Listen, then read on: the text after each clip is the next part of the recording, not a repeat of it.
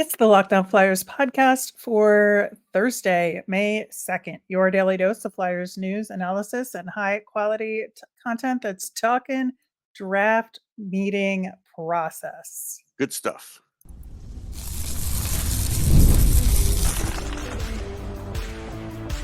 You're Locked On Flyers, your daily podcast on the Philadelphia Flyers.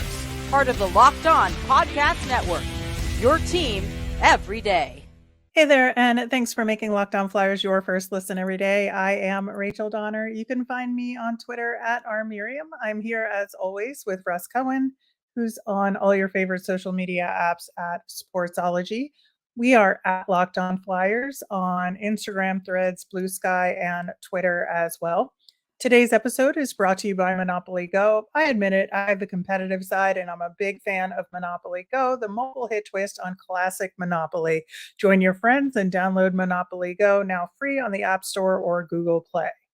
You can find us for free over on YouTube or on the SiriusXM app or anywhere you listen to podcasts. Subscribe to get our latest episode as soon as it's available here on the Locked On Podcast Network, your team every day. Russ, have been mentioning this week, with it being the off season, it's the time to probably overreact to rumors out there, just, to give you something to talk about and to give you something to get worked up about. And so why not start one of our own just for funsies? Rod Brind'Amour is in contract renegotiation right now with the Carolina Hurricanes. Darren Dreger posted that, a deal maybe was close, but the offer was maybe pulled and that he wants to stay, but maybe, he's going to test the market to maybe drive up the price.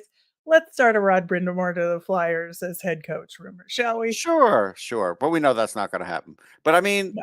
here's the part that I feel bad for the fans. This is all Tom Dundon driven. Like, of course, Brind'Amour would like to stay, but if he's, Dundon's going to, pull this stuff with these offers, it's eventually going to get old. Don Waddell's the middleman here. He's trying to do his job. He's probably had the number, and they probably had Rod be in a situation where it's take it or leave it next 24 hours, and he probably didn't give him an answer, so they pulled it. And so it's like, if it went anything like that, Brind'Amour is just going to be like, I'll wait till the end of the season. If you don't have me signed, I'm leaving. Because I don't think he's going to go and look for an offer and then come back. I don't believe he'll do that. He didn't do that last time. Yeah, and I think, you look at the history of ownership management relationships there, and it is fraught. That is for sure. And, they get put in really difficult circumstances by the owner there. And, exhibit A for the Flyers side of this is the whole Tony DeAngelo deal gone wrong. And, the Flyers got a bonus prospect out of the deal in Massimo Rizzo and have now signed him. So, who was a very good prospect. Yeah. And No, that's a freebie, man. Yeah. So, the Flyers have gotten a freebie out of Carolina because of that relationship that is not great. It's not so to come up with this rumor, I think is, not without its precedent in this organization of Carolina. Here's what I would say, Rachel. I mean, I think Seattle would look good. He's friends with Ron Francis, obviously. He played on the championship team with him. He also played on the championship team with Kevin Adams. If you're choosing between Buffalo and Seattle, it has nothing to do with players. Rod knows how to coach. They both have decent enough players. He's going to go where Seattle because it's nicer, newer arena. All that stuff is better than Buffalo. Buffalo can't compete with the Seattle. So I just feel like that's the place he would go. I do feel like that's another reason why Hackstall's not there on the chance they can get him. And I'm sure Francis knew that these negotiations were hanging on by a thread. Yeah, absolutely. And here I go wanting to start a fun rumor, and I've already talked myself out of it with logic and reason. Yeah. Damn those things.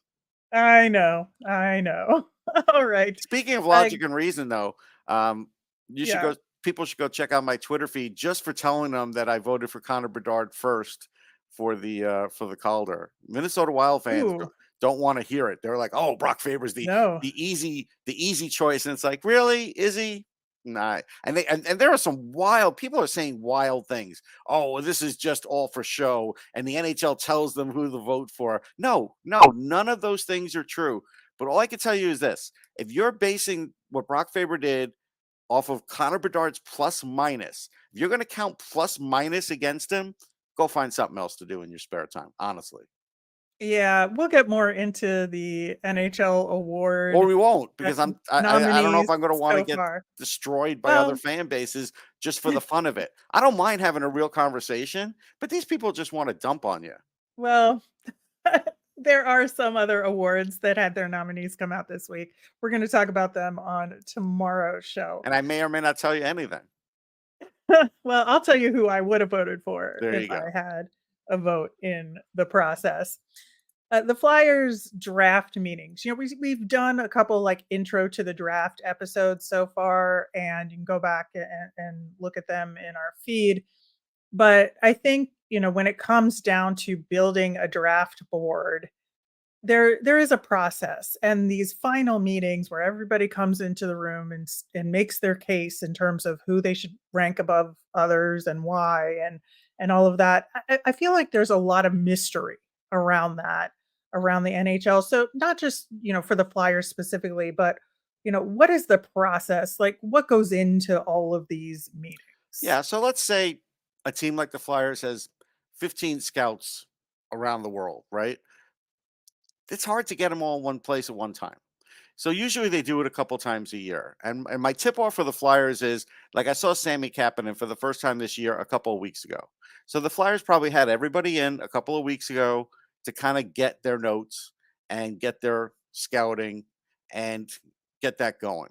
Then there's always before the draft, couple weeks before the draft, 3 weeks before the draft, you get everybody together again, and that's how you start building it. Then you see what Paul Holmgren, had videoed, and that's either in the last meeting or that's like draft weekend, and they're hashing it out, literally going over what it might be.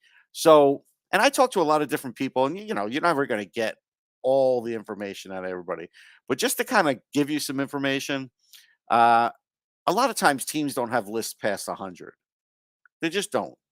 Now, that doesn't mean they don't have the draft books from the other guys and they can't go in and look at it when their pick is coming up again. But for some people who put out these lists of 150 players or over 100 players, they're already doing more work than the NHL does as far as their list, because a lot of times you don't even exhaust it at that point. But if it gets exhausted, then yeah, you go back, and that's where you have the scouts there for, and they'll tell you, well, there's this guy, maybe we should do this guy, or there's that guy. The best famous story is, this is the most wrongly told story in the NHL. When Henrik Lundqvist was drafted, everybody goes, oh, look, the Rangers got Lundqvist in the 7th round. That was just the biggest draft steal of all time. But not to Krista Rockstrom, who was the Swedish scout. He started saying to Glenn Sader and everybody at the table, you need to draft him in the 1st round. And they didn't do it. And then the 2nd round, the 3rd round, the 4th round. He said it every round. It's just they finally got around to drafting him in the 7th and drafted a goalie ahead of him. So they just weren't listening to him.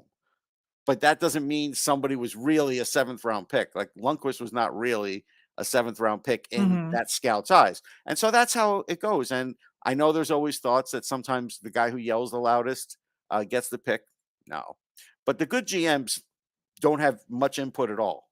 They let the scouts just do it.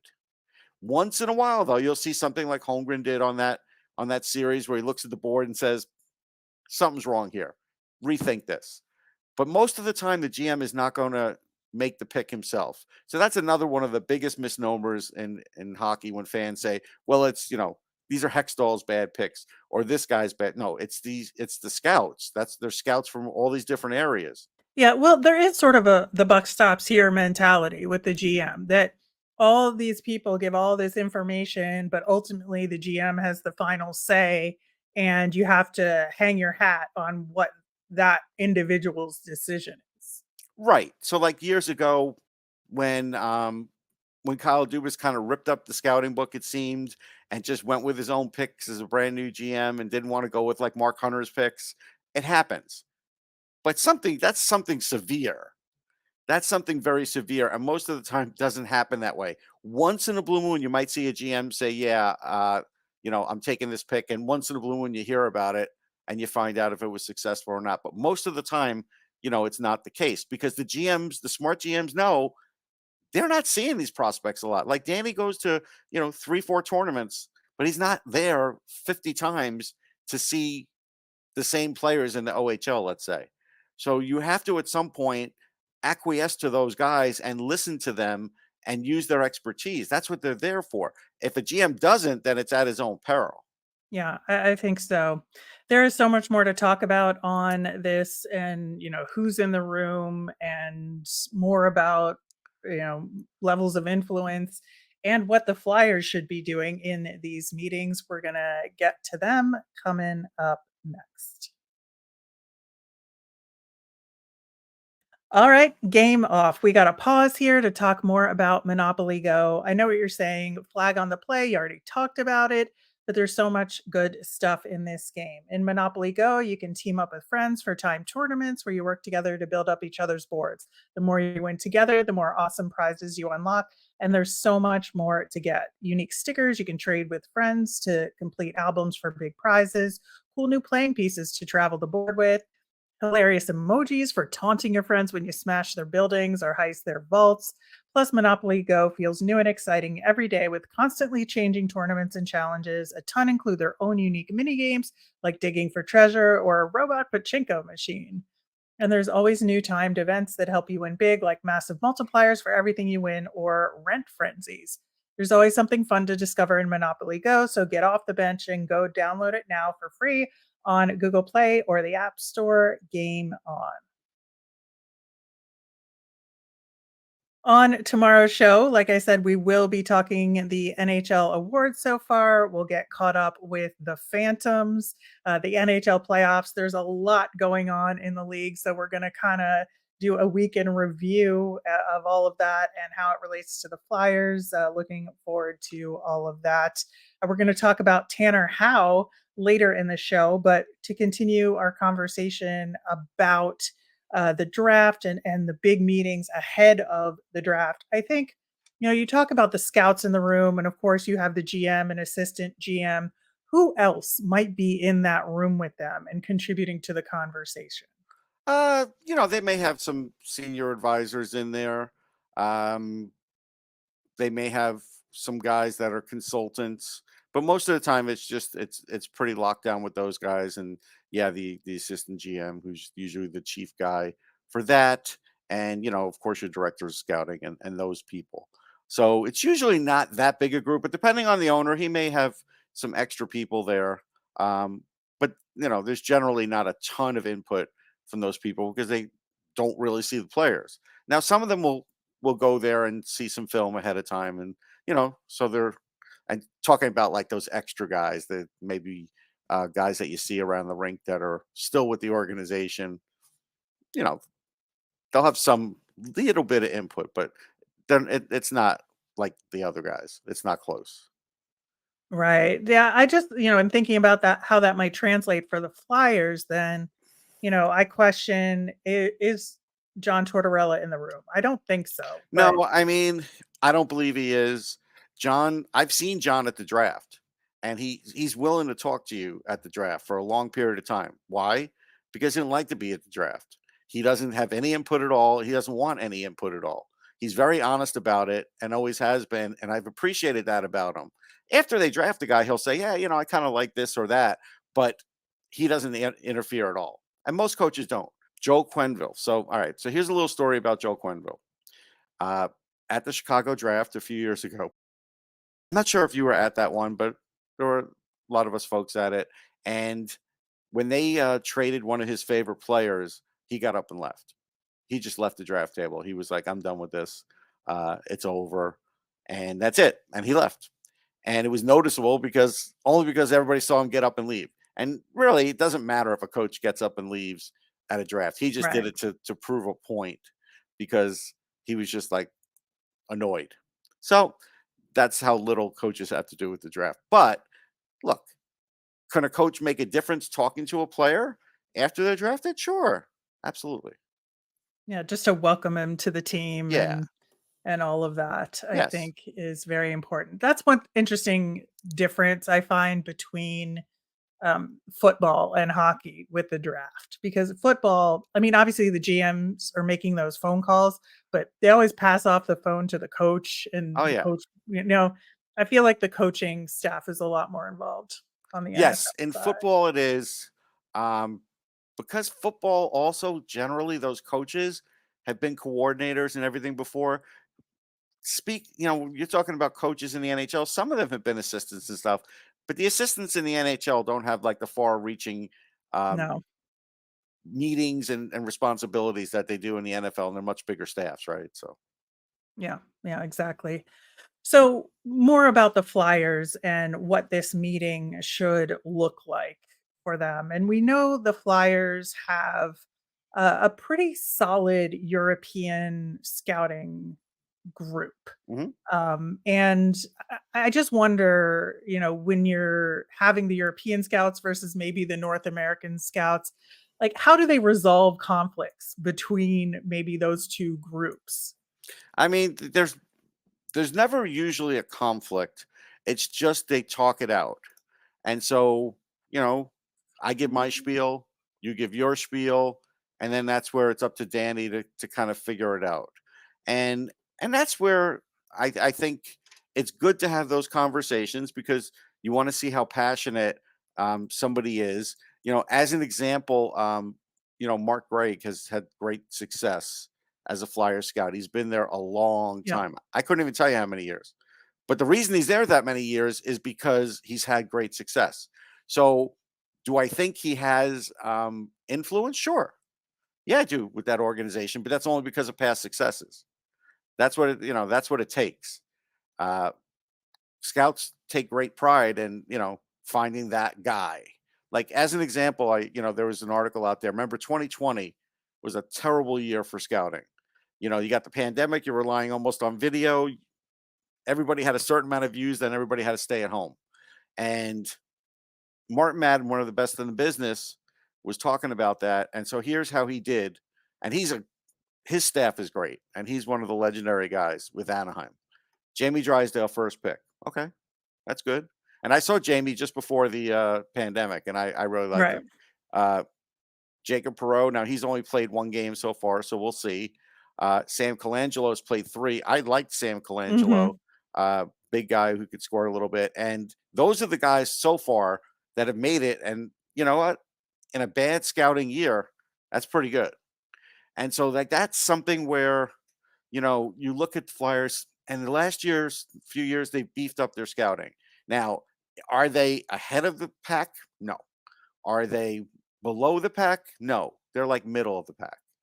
That's where they are. And if you want to go look and grade it for yourself, see how many guys have played 200 games and in the last 7-8 years draft. Because there's a lot of those people are still with the Flyers. Just because Chuck isn't doesn't mean Right. other people aren't, right? So that's what you look at, and you look at that, how you're doing, and some of them are fairly new, but the European guys can help a lot from rounds 3 on. Because again, those OHL guys, you got to get them signed within a couple of years, or you lose them, right? So, Right. when you draft them, you have that. The college guys, you have a chance of possibly losing them down the road, but you do get a longer look see on them. So that's why they're good from second round up, and then yeah, third, fourth, fifth, sixth, seventh. I start scouring, the SHL and even the J20 and Mestis and Liga and all of those, the Czech leagues, all those Swiss, and because those Right. guys, you have their rights much longer, and so you don't have that quick cycle where you have to make quick decisions on really young players. So that's what a lot of teams have been doing the last 3-4 years, especially when the cap wasn't going up. So that's why you would see just a run of European players, and it makes sense. Right. And you're looking at a tougher competition for the OHL kids in Yeah. terms of who's going to get drafted or Yep. not.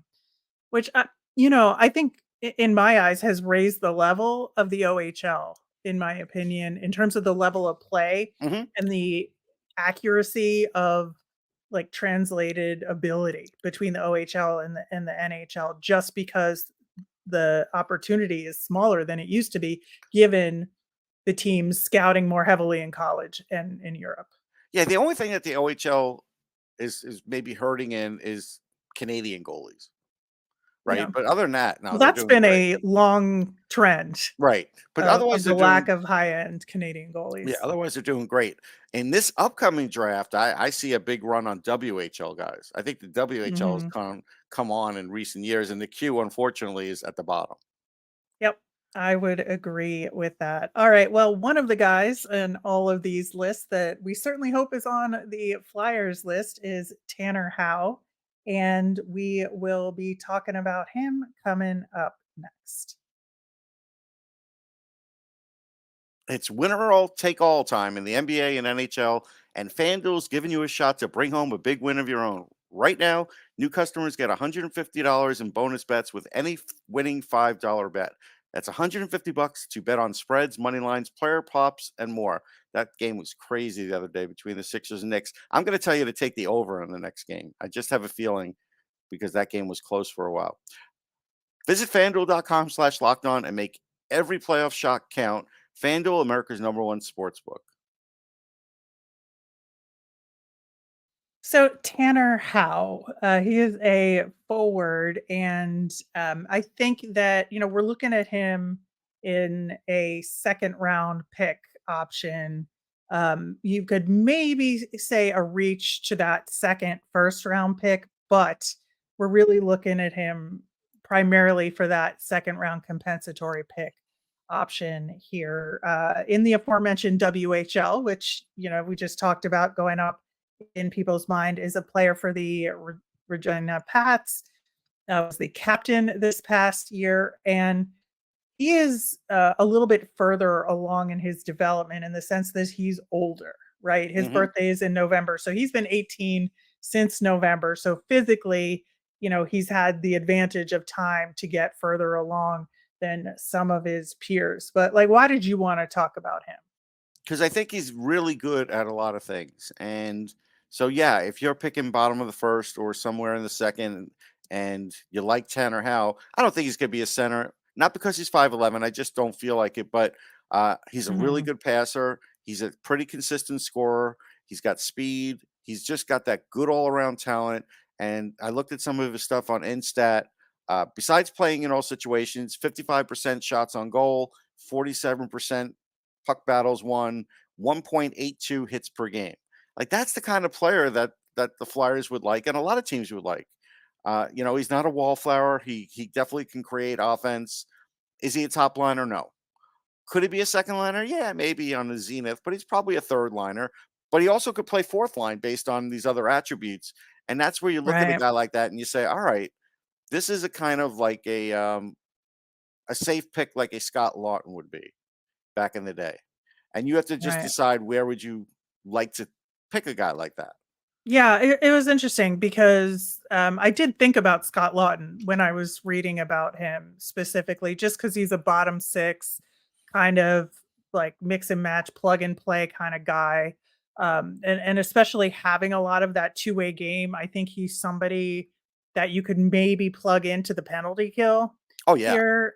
And I think that is a huge asset in a guy like him. And, his really only big weakness that people seem to say is some of his puck handling skills.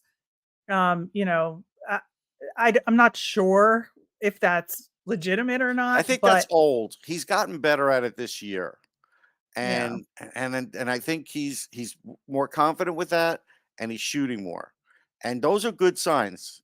Like I yeah, said, and you said he's a little more physically developed, so he's already 182 pounds. So you're yeah, looking at a little bit more of a complete picture with this player.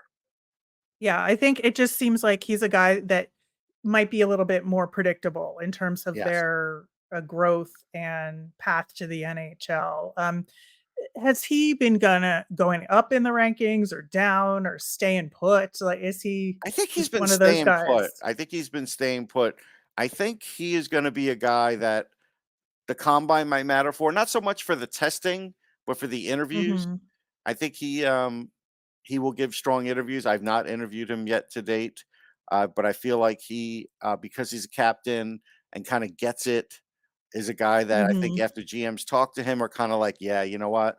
You need these guys on your team. You need these kinds of leaders on your team. Not only one guy gets to be the captain of your team, but it's not bad if you got a bunch of guys that used to be a captain somewhere else.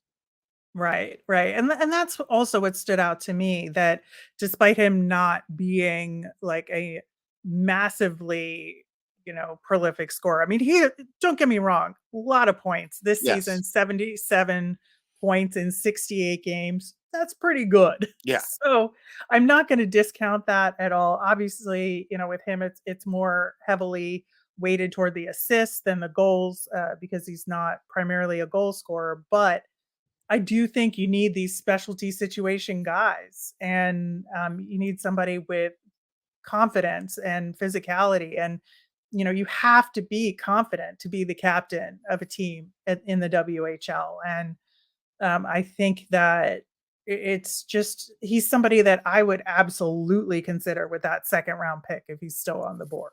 Yeah, I think second round. I mean, if he's still there, definitely.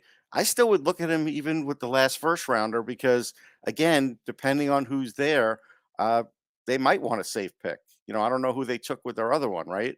So that's going to Hmm. matter. But I do think he's going to end up being like a left winger, and I think he plays well off the wall and he's smart, and those are all good things.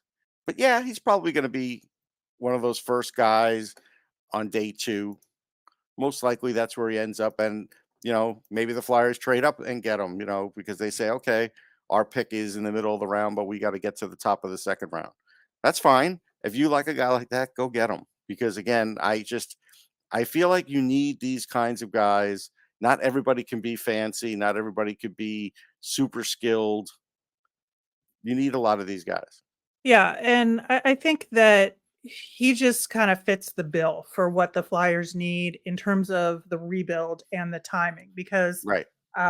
we've talked about whether or not Scott Lawton will be traded or not, but I feel like timing wise, you kind of need a Scott Lawton replacement You like do. 2-3 years down the road, presuming he's your Scott Lawton, right? Right. And so I think the timing for him would work out really well for the Flyers. Yeah, he plays left wing, he plays center. You can plug him in either spot if you had to. Uh, he can score. He plays in all situations. So yeah, you don't have to worry about the penalty kill as much. He takes Right. a lot of time on the ice. These are all good things.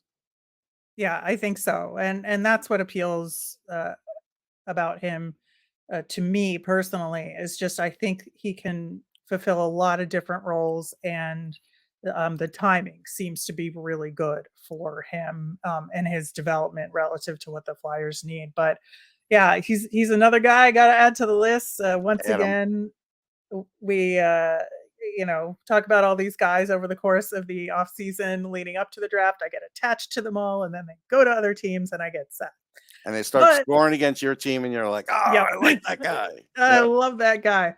But hopefully, this is not a guy that has that situation again. Maybe the Flyers pick him in the second round, or like you said, late first round. That will do it for today's show. Thanks so much for listening. We'll be back tomorrow with our weekly poll results, a Phantoms check in, NHL awards check in, all that good stuff. As a reminder, we always want to hear from you. If you've got mailbag questions or a prospect you want us to talk about, you can let us know via Twitter at Locked On Flyers. You can email us at lockedonflyers@gmail.com or comment over on YouTube.